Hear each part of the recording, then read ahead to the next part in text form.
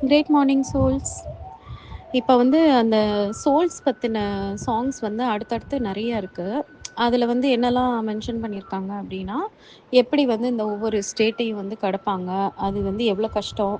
Even வந்து நெறைய படிச்சவங்க, இல்ல நெறைய வந்து முனிவர்கள், இல்ல தேவர்கள் அவங்களால கூட வந்து அது வந்து அவ்ளோ ஈஸியா வந்து அ அத கடந்து வர முடியாது.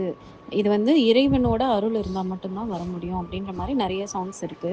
நீங்க ஃப்ரீயா இருக்கும்போது அந்த சாங்ஸ் எல்லாத்தையும் போய் வந்து செக் பண்ணி பாருங்க. ஜஸ்ட்டு ஆம் இந்த வேர்ல்டு வந்து எப்படி வந்து செட் ஆயிருக்கு அப்படின்றத உங்களுக்கு ஒரு ஒரு நாலேட்ஜுக்காக வந்து நீங்க வந்து தெரிஞ்சுக்கோங்க. அது உங்களுக்கு டீப்பா புரியலனாலும் பரவால்ல.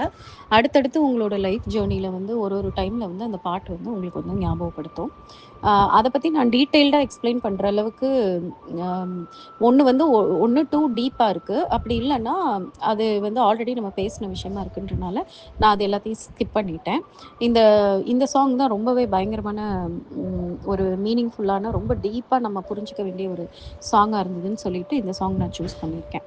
மத்த சாங்ஸ் எல்லாமே வந்து இன் பிட்வீன்ல இருக்கக்கூடிய சாங்ஸ் எல்லாத்தையும் எப்ப நீங்க ஃப்ரீயா இருக்கீங்களோ, அப்போ ஒன்னொன்னா வந்து மீனிங் தெரிஞ்சுக்கோங்க. இப்ப வந்து இந்த சாங் பார்க்கலாம். "அப்பும் அனலும் அகலத்துள்ளே வரும். அப்பும் அனலும் அகலத்துள்ளே வாரா. அப்பும் அனலும் அகலத்துள் ஏதெனில் அப்பும் அனலும் கலந்தது அவ்வாறே." ஆம். ஒரு மாரி அ கொஸ்டின் மாரி அவரு வந்து சொல்லியிருக்காரு. ஃபர்ஸ்ட் லைன்ல "அப்பும் அனலும் அகலத்துளே வரும்." அது அவரு பிரிச்சு சொல்லியிருக்கனால எனக்கு சொல்றதுக்கு கஷ்டமா இருக்கு. "அப்பும் அனலும் அகலத்து உள்ளே வரும்" அப்படின்றது தான் பிரிச்சு போட்டிருக்காங்க. அதாவது அப்பும் அனலும் அப்படின்னா, தண்ணியும், நீரும், நெருப்பும் அப்படின்னு மீன் பண்றாங்க. இந்த அகலம் அப்படின்னா நம்மளோட யுனிவர்ஸ். ஸோ இந்த யுனிவர்ஸ்குள்ள 2மே வந்து வருது அப்படின்னு சொல்றாரு. 2வது "அப்பும் அனலும் அகலத்துள்ளே வாரா" அப்படின்னு சொல்றாரு. அதாவது அவர் கொஸ்டின் பண்ற மாரி கேட்டிருக்காரு. இது 2மே வந்து இருக்க தானே செய்யுது. நீங்க பார்க்க தானே செய்றீங்க. 2மே வந்து இருக்கு. தண்ணியும் இருக்கு. நெருப்பும் நீங்க உங்களால வந்து 2யுமே பார்க்க முடியுது தானே அப்படின்னு கேட்குறாரு. தென் வந்து "அப்பும் அனலும் அகலத்துள்ளே ஏதெனில்" எதுக்காக இது 2மே ஒரே டைம்ல, ஒரே இடத்துல வந்து செட் பண்ணியிருக்காங்க அப்படின்னு உங்களுக்கு புரியுதா? எப்படி இது 2ம் வந்து என்ன பண்ணிட்டு இருக்கு இது 2ம் அப்படின்ற மாரி கேட்குறாரு. 4வது "அப்பும் அனலும் கலந்தது அவ்வாறே." அதாவது இறைவனோட பிளான்னால தான், இறைவனோட விருப்பத்தினால தான் இது 2ம் வந்து ஒண்ணா கலந்து நம்மளோட உலகத்துல வந்து இருக்கு அப்படின்னு சொல்லியிருக்காரு. அதாவது இதோட மீனிங் என்ன அப்படின்னு பார்த்தீங்கன்னா, நீரும் நெருப்பும் 2மே ஆப்போசிட்ல. நீருக்கு வந்து நம்மளுக்கு வந்து ஒரு குளிர்ச்சி தரக்கூடிய ஒரு விஷயம். நெருப்பு வந்து நம்மள எரிக்கக்கூடிய ஒரு விஷயம். அப்ப இந்த 2மே வந்து எக்ஸ்ட்ரீம் ஆப்போசிட்டு. இது தெரியாமலா கடவுள் வந்து அந்த 2யுமே வந்து நம்மளுக்கு குடுத்துருப்பாரு? ஒரே மாதிரி நீர்னா நீர் மட்டுமே இருக்கிற மாரி பண்ணியிருக்கலாம். இல்ல நெருப்புனா நெருப்பு மட்டுமே இருக்கிற மாரி பண்ணியிருக்கலாம். அது எப்படி கம்ப்ளீட்டா ஆப்போசிட்டா இருக்கக்கூடிய ஒரு 2 விஷயத்த வந்து இந்த உலகத்துல எக்ஸிஸ்ட் ஆக வைக்கிறாரு. 2மே இருந்தா தான் நம்மளால சர்வைவ் ஆக முடியுன்ற மாதிரி நம்மளுக்கு வந்து ஒரு செட்டப்ப வந்து குடுத்துருக்காரு அப்படின்னா, அதுக்கு பின்னாடி இருக்கக்கூடிய மீனிங் வந்து உங்களுக்கு புரியலையா? அப்படின்னு சொல்லி கேட்கறாரு. எல்லாமே இறைவனோட பிளான் படி தான் நடக்குது. இறைவன் தான் இத வந்து பிளான் பண்ணி பர்ப்பஸ்ஃபுல்லா வச்சிருக்கிறாரே தவிர, அது வந்து ஏனோ தானோன்னு அதுவா வந்து இதெல்லாம் ஃபார்ம் ஆகல அப்படின்னு சொல்றாரு. இதுக்கான மீனிங் வந்து நம்ம வந்து எப்படி வேணா எடுத்துக்கலாம். எதுக்காக இந்த மாரி எக்ஸ்ட்ரீம் ஆப்போசிட் 2மே வந்து எக்ஸிஸ்ட் ஆகுதுன்ற விஷயத்த வந்து எதுக்கு இந்த பாட்டுல வந்து சொல்லியிருக்காருன்னு நம்மளுக்கு தெரியாது. ஆனா, நான் வந்து இப்ப என்ன எக்ஸ்பீரியன்ஸ் பண்றேன். என்னோட இந்த ஜர்னில அ இந்த இந்த மொமெண்ட்ல எனக்கு என்ன தோணுதோ, அத நான் உங்களுக்கு ஷேர் பண்றேன். ஏன்னா கண்டிப்பா அது வந்து உங்களுக்கு யூஸ்ஃபுல்லா இருக்கும். இன்னும் போக போக மேபி அடுத்த வருஷம் எனக்கு இந்த பாட்டுக்கு வந்து வேற மீனிங் புரியுமா இருக்கும். இல்ல உங்களுக்கு வேற ஏதாவது ஒரு மீனிங் புரியுமா இருக்கும். அதனால எல்லா மீனிங்குமே வந்து நம்மளுக்கு வந்து பாசிட்டிவான வழியில நம்மள எடுத்துட்டு போதுன்னா, அந்த மீனிங்க வந்து நம்ம வந்து லைஃப்ல அப்ளை பண்ணணும். இப்ப நான் வந்து இதுலருந்து என்ன அ விஷயம் புரிஞ்சு வச்சிருக்கேன் அப்டின்னா, ஃபர்ஸ்ட் வந்து ஸ்பிரிச்சுவாலிட்டி அப்புறம் மெட்டீரியலிசம் இது 2ம் வந்து செப்பரேட் கிடையாது. ஆனா 2மே வந்து பார்த்தீங்கன்னா, எக்ஸ்ட்ரீம் ஆப்போசிட்டான விஷயம். ஸ்பிரிச்சுவாலிட்டி அப்டின்றது வந்து நம்ம வந்து இறைவன நெனச்சு இறைவன் இறைவன் மேல ரொம்ப பக்தியோடையும், ஒவ்வொரு நாளையும் இறைவனையே நெனச்சிட்டு இருக்கிற வாழ்ற வந்து ஒரு வாழ்க்கைன்னு வச்சுக்கலாம். மெட்டீரியலிசம் அப்டின்றது வந்து இந்த பொருள் சேர்க்கணும். அதே மாரி அந்த வேர்ல்ட்லி திங்ஸ் நம்மளுக்கு இருக்கக்கூடிய அந்த உறவுகள் நல்ல சாப்பாடு, நல்ல துணிமணி, அத நம்மளுக்கு கடவுள் அமைச்சு குடுத்துருக்க அந்த நேச்சர என்ஜாய் பண்றதுன்னு சொல்லிட்டு, எல்லா விதமான என்ஜாய்மென்ட்டு, அதுக்கப்புறம் வேலைக்கு போறது, சம்பாதிக்கிறது, செட்டில் ஆறது, அப்படின்ற மாதிரியான மெட்டீரியல் லைஃப்.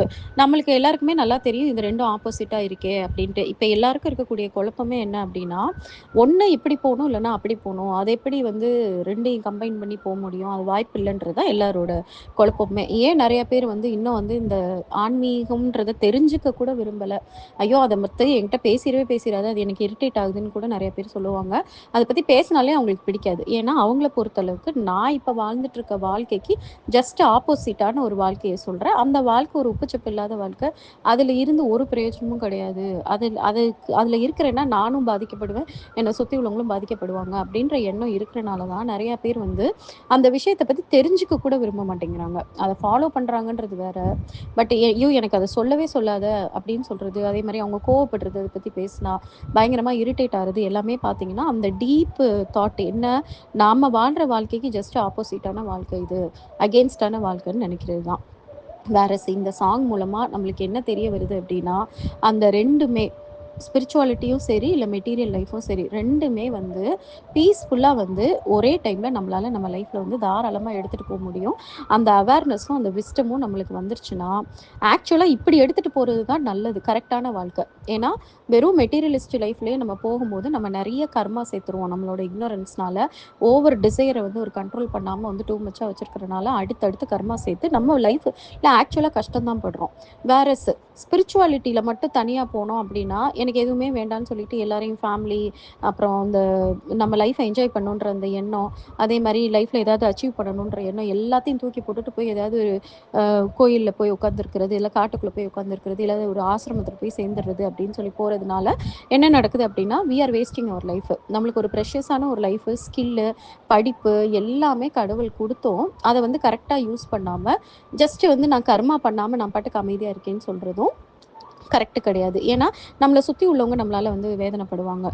நம்மள நம்பி ஒரு லைஃப் பார்ட்னர் இருப்பாங்க, குழந்தைங்க இருப்பாங்க. அவங்க எல்லாருமே நம்மள எதிர்பார்த்துட்டு இருப்பாங்கன்ற போது, நம்மளுடைய டியூட்டிய நம்ம சாட்டிஸ்ஃபை பண்ணாம எல்லாத்தையும் அபாண்டன் பண்ணிட்டு போறதும் கரெக்ட் கிடையாது. அப்ப இந்த 2யுமே வந்து ப்ராப்பரா ஹேண்டில் பண்ணி எடுத்துட்டு போறது தான் ஐடியலான லைஃப், பெர்ஃபெக்ட்டான லைஃப் அப்படின்றது தான் இறைவன் வந்து இந்த பாட்டு மூலமா, திருமூலர் மூலமா நம்மகிட்ட சொல்ல வைக்கிறாரு. அப்படி எடுத்துட்டு போகும்போது தான் லைஃப் ரொம்ப ரொம்ப சந்தோஷமா இருக்கும். நம்மளுக்கு எந்த லிமிட்ல நம்ம நிக்கணும்னு நம்மளுக்கு தெரியும். ஆம், நம்மளோட மெட்டீரியலிஸ்ட் டிசையருக்காக அடுத்தவங்கள காயப்படுத்தவும் மாட்டோம். இறைவன் நம்மள வாட்ச் பண்ணிக்கிட்டே இருக்கிறாரு. இறைவன் நம்மளுக்குள்ளேயே இருக்காரு. அடுத்தவங்களுக்குள்ளேயும் இருக்காரு. அப்படின்ற அந்த கவனத்தோட நம்ம லைஃப்ப வந்து எடுத்துட்டு போவோம். ம். 2வது தாட் எனக்கு வந்து இப்ப நான் கரண்ட்டா எக்ஸ்பீரியன்ஸ் பண்றதுல இதுல என்ன தோணுச்சு அப்டின்னா, நம்மளோட வாழ்க்கையில நம்மள சுத்தி வந்து நெறைய பேர் வந்து கடவுள் வந்து நம்மளுக்கு குடுத்துருப்பாரு. நம்ம ஃபேமிலியா இருக்கட்டும், இல்ல நம்ம ஃப்ரெண்ட்ஸா இருக்கட்டும், நம்ம சிப்லிங்ஸா இருக்கட்டும், அண்ணன், தங்கச்சி, இல்ல எப்படி வேணாலும் நம்ம கூட வேல பார்க்குறவங்களா இருக்கட்டும், இல்ல டெய்லி நம்ம கூட வந்து டிராவல் பண்ற பீப்பிளா இருக்கட்டும், யார வேணா எடுத்துக்கோங்க. அவங்க எல்லாருமே வந்து நம்மள மாரியே மைண்ட் செட்ல இருப்பாங்கன்னு சொல்ல முடியாது. ஏன்னா, ஒவ்வொரு ஆத்மாவும் வந்து ஒவ்வொரு விதமா வந்து இந்த லைஃப்ப வந்து அப்ரோச் பண்ணும். அது ஒவ்வொரு பிறப்புல இருக்கும். ஒரு ஆத்மா வந்து என்னன்னா, ஃபுல் அண்ட் ஃபுல் அதுக்கு வந்து எல்லாத்தையும் வந்து என்ஜாய் பண்ணணும்னு நெனச்சு அத நோக்கியே வந்து டிராவல் பண்ணும். இன்னொன்னு வந்து ரொம்ப கர்மானால ரொம்ப கஷ்டப்பட்டு ஒரு மாரி ஒரு வேதனையில, வெறுப்புல ரொம்ப நெகட்டிவா இருக்கும். இன்னொன்னு வந்து டூ மச்சா வந்து டிசையர் வந்து ஆக்குபை பண்ணி அது வந்து இருக்கிற எல்லா தப்பையும் பண்ணும். தன்ன வந்து தான் நல்லா இருந்தா போதும்னு நெனச்சு பண்ணணும்னு நெனைக்கும். இப்படி ஒவ்வொருத்தரும் ஒவ்வொரு மாதிரியான ஒரு ஜேர்னில வந்து இருப்பாங்கன்ற போது, நம்மள மாதிரியே மத்தவங்கள உருவாக்கணும். நம்மள நம்மள வந்து அவங்க புரிஞ்சுக்கணும். நம்மள மாரியே அவங்களும் வரணும்னு எதிர்பார்க்கிறது ரொம்ப தப்பு. ஒவ்வொருத்தரும் ஒவ்வொரு டிஃபரெண்ட்டா இருப்பாங்கன்றத புரிஞ்சு, அவங்களுக்கு நடுவுல நம்மளும் அவங்கள வந்து காயப்படுத்தாம, அவங்களும் நம்மள வந்து எந்த விதத்திலயும் பாதிக்காம, இந்த லைஃப்ப வந்து ஸ்மார்ட்டா எடுத்துட்டு போறது தான் உன்னோட புத்திசாலித்தனம்.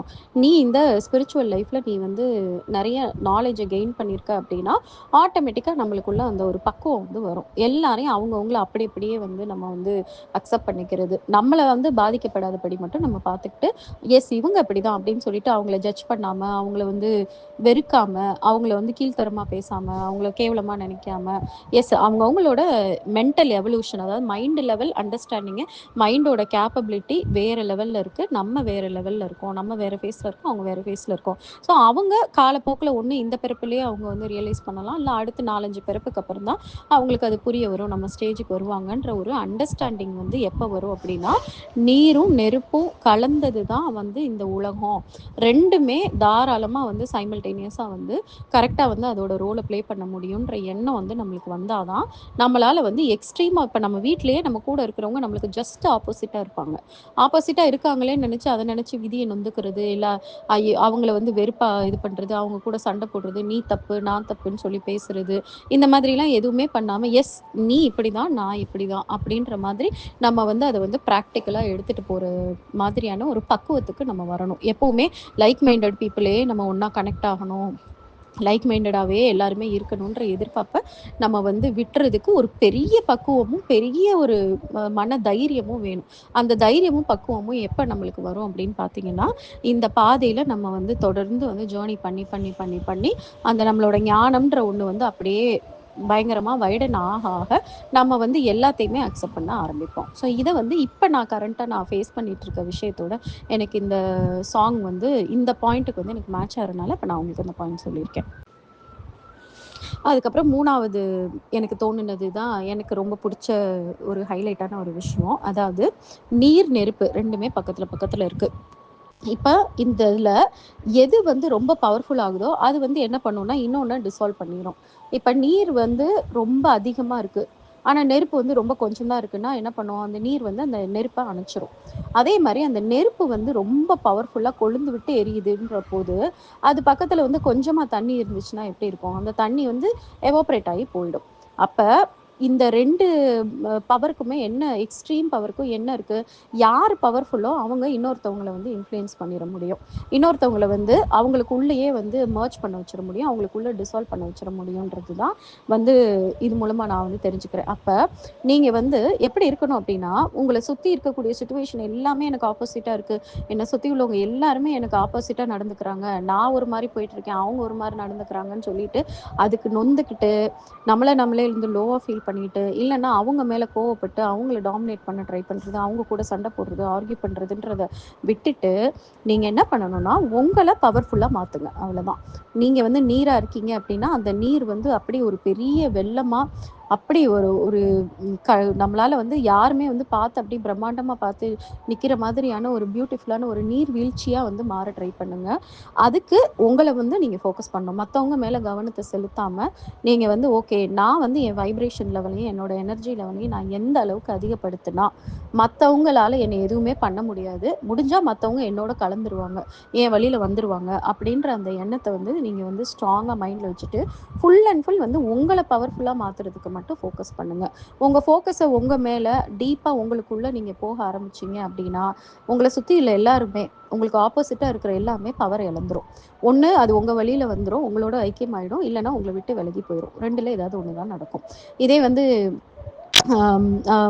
இதே வந்து அப்படி இல்லாம நீங்க அவங்களுக்கு அவங்க பண்றது வந்து உங்களுக்கு இரிட்டேட் ஆகிறதுக்கும், அவங்களுக்கு அவங்க என்ன பேசினாலும் அதுக்கு நீங்க வந்து ரியாக்ட் பண்றதும், ரெஸ்பாண்ட் பண்றதும் நெகட்டிவா, இல்லைன்னா ரெஸ்பாண்ட் பண்ண முடியாம மனசுக்குள்ளேயே அடக்கி வச்சுக்கிட்டு அதை வந்து அப்படியே கிரட்ஜு மாதிரி டெவலப் பண்ணிக்கிட்டு அதுக்கே உங்களோட டைமை வேஸ்ட் பண்ணிட்டு இருக்கீங்கன்னா நீங்க பவரை லூஸ் பண்ணிக்கிட்டே இருக்கீங்கன்னு அர்த்தம். உங்களுக்கு ஆப்போசிட்டா இருக்கிற உங்களோட பவர் வந்து அதிகமாயிட்டு இருக்கு. அப்போ ஒரு கட்டத்துல என்ன ஆகும், உங்களையே நீங்க வந்து இழந்துருவீங்க. ஸோ இந்த மாதிரி பண்ணாம இந்த நீர் நெருப்புல நீங்க எதா வேணாலும் இருங்க, ஆனா அதுல வந்து நான் வந்து ரொம்ப பவர்ஃபுல்லா இருந்து என்னை சுத்தி உள்ள எல்லாருமே வந்து ஒண்ணு எனக்குள்ள ஐக்கியமாக வைப்பேன், இல்லைன்னா என்னை விட்டு வெளியில போக வைப்பேன் அப்படின்ற அந்த ஒரு மென்டாலிட்டியோட நீங்க வந்து பண்ணுங்க. அப்ப ரொம்பவே ஒண்டர்ஃபுல்லா இருக்கும். ஆக்சுவலா நீங்க ரொம்ப ஒரு பாசிட்டிவிட்டியை வந்து எல்லாருக்கும் ஸ்ப்ரெட் பண்ணுவீங்க. ரைட்டு பீப்புள் வந்து அதை கரெக்டாக புரிஞ்சுக்கிட்டு அவங்களும் பெனிஃபிட் ஆவாங்க.